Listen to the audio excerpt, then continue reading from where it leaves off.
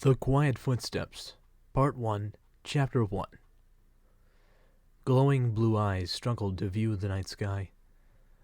They could see almost anything in the dark, but what good is vision without a vision, a motive to continue? In all ways but that, she was common, born facing nothing but survival. Her legs were pine needles, shrunk from exhaustion, as she opened her pocket watch, scratches of age clearly visible, and the clock unreadable at this point. Somewhat scorched, the pocket watch hung on her palms, begging for her security, serenity. She internally promised it possible, clutching it in both arms. Her legs, tired of running, gave in and collapsed along with its cargo, and the girl fell asleep in the heap of garbage in the alley.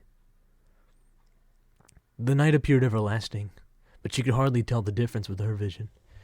She continued to sit in the dark, gasping for air as her stomach begged once more for sustenance. Years of malnourishment shattered her circadian rhythm, her general perception of time whisking away along with her faith in ever having what she called the good life. There was a rustle. After hearing nothing for 6 hours, her eyes instantly perked up in reaction. Paranoia overwhelmed her. What's a lonely gutter snipe to do if a noise would have the intention of harm? Nothing but be prepared.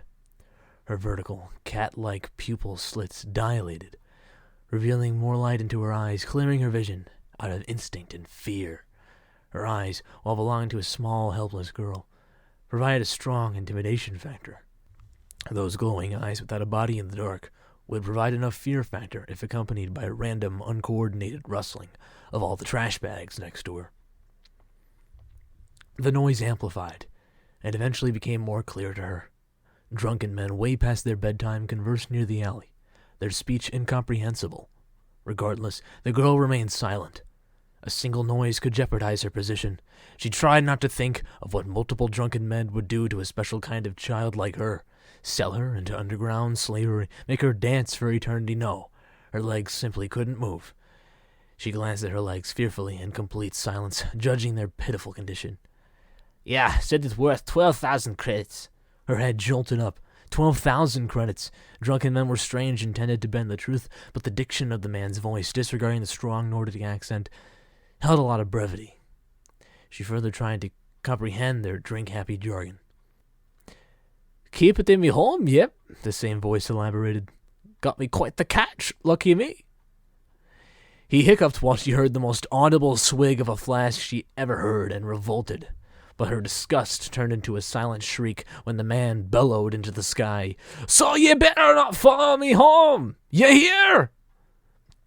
As the man began to leave with his posse, the windows lit up in response to the noise. The girl cared little of the drunk's empty threat now. With a newfound hope, her legs, pain, and exhaustion seemed to disappear, and she slowly began to move from her spot. The now-awake citizens opened their windows in response to the drunkard's threat and cursed at them to literal retaliation.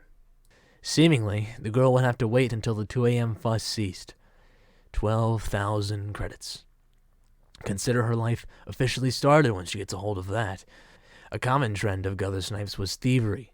However, this girl looked for more than a loaf of stale bread from the farmer's market. Her ambition and knack for items of high value and risk would curse her for as long as she lives. But tonight perhaps this test would truly give her the opportunity she so desired. Following the active bunch, while cloaked in darkness, the brave young soul methodically yet sloppily snuck about the town, nearly slipping on a puddle in the small square. Several minutes of traveling went by, and her lack of energy started to get the better of her. But she remained steadfast, clinging to the reserves of the reward's motivation. It was at this point she realized she was being watched by silhouetted figures overhead, roaming about the rooftops, creating shadows from the moonlight which hit the street. The poor girl was so tired she was hallucinating. She shook her head back and forth until she was dizzy to fix it, and the next time she looked at the roofs near her, the figures were gone. Relieved, she continued closely following the drunken men. Slowly the posse dispersed, one by one as their after-party concluded, isolating the man who claimed to house the young girl's future prospects. The seemingly stocky, bearded, and burly man walked 2 blocks to his nearby home, a neat little cottage. Unbeknownst to him, however, the cottage would house 2 tonight for a short while, and the little girl will never be starved again.